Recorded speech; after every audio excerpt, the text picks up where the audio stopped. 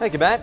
Election coverage now. After months of campaigning, GOP presidential candidates will face Iowa voters this upcoming Monday, January 15th. Now, this is when the voters will have the ultimate decision as who will be the next Republican presidential candidate for 2024. Our Mackenzie Laporte breaks down how the Iowa caucuses will look for each party and what we can expect as we gear up for election season.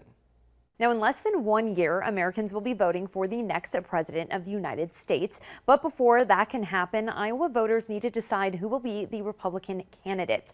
Now, many may wonder what even is the Iowa caucus, why do only Iowa voters get to vote, and how is it different from primary elections? Now, the Iowa caucuses date back to the 70s, with Iowa being the first in the nation to hold a presidential caucus in 1972. It all started with an effort to get the presidential candidates out to the small town communities across the state. In present time, both Democrats and Republicans will be caucusing on Monday. However, it will look different for the Dems this year in terms of the presidential race. Janet Hissam, the Lee County Democratic chairwoman, shared with us why that is. Iowa has become more of a Republican state, so they felt that we weren't really representing Democrats across the nation as far as picking our presidential candidate. Hissam continued to share that the hope is to have the Democratic Presidential Caucus back in Iowa for the years to come. But for this year, the first primary votes for the Democratic Party